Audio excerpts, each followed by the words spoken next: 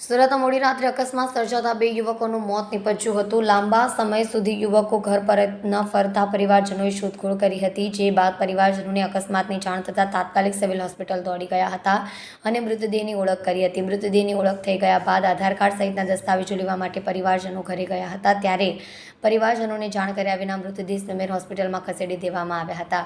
મૃતકના પરિવારજનો ઘરેથી પરત ફરી હોસ્પિટલ પહોંચ્યા ત્યારે કલાકો સુધી મૃતદેહ શોધતા રહ્યા હતા. ગઈકાલે મોડી રાત્રે ગભીણી વિસ્તારમાં અકસ્માત સર્જાયો હતો. આ વિસ્તારમાં રહેતા બે યુવકો રાત્રે ફરવા માટે નીકળ્યા હતા. પત્નીએ નજીકના તેમના મિત્રના ઘરે જઈને પોતાનો પતિ ઘરે પરત ફર્યો નથી તે અંગે પૂછપરછ કરી હતી. ત્યારબાદ નજીકના વિસ્તારમાં શોધવા માટે આવ્યા હતા, પરંતુ નસીબ અને અરમાનની કોઈ માહિતી મળી ન હતી. સવારે ફરીથી શોધખોળ શરૂ કરતા ગભીણી વિસ્તારમાં અકસ્માત થયા હોવાનું જણાઈ આવતા નીચે પડેલી ચપ્પલો પરથી ઓળખ થઈ હતી, જેથી પરિવારજનોએ પોલીસનો સંપર્ક કરી સીધા સિવિલ હોસ્પિટલ પહોંચ્યા હતા. તેમણે અકસ્માત દરમિયાન જે મૃતદેહ હતા તેમની ઓળખ કરવા માટે પરિવારજનોને મોકલતા મૃતદેહની ઓળખ થઈ ગઈ હતી.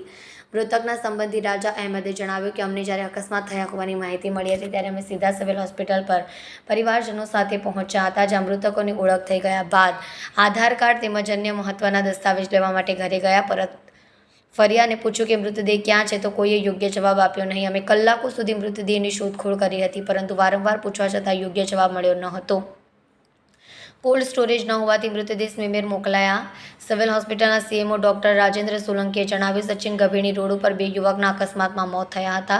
પોલીસ જણાવ્યા અજાણ્યા બે યુવકોના મૃતદેહને પીએમ અર્થે સિવિલ હોસ્પિટલ ખાતે લાવ્યા હતા. યુવકો અજાણ્યા હોવાને કારણે તેમનો પોસ્ટમોર્ટમ સિવિલ હોસ્પિટલમાં કરી દેવામાં આવ્યું હતું. ત્યારબાદ પરિવારજનો સિવિલ હોસ્પિટલ પહોંચતા તેમની ઓળખ થઈ ગઈ હતી, પરંતુ સિવિલ હોસ્પિટલમાં કોલ્ડ સ્ટોરેજ રૂમમાં હાલ રિપેરિંગ કામ ચાલતું હોવાને કારણે મૃતદેહને સ્મીમેર હોસ્પિટલમાં કોલ્ડ સ્ટોરેજ રૂમમાં મોકલી આપવામાં આવ્યા હતા. અજાણ્યા શખ્સ હોવાને કારણે કદાચ પોલીસ અને પરિવાર વચ્ચે થોડી પણ સમજ ઊભી થઈ હોઈ શકે.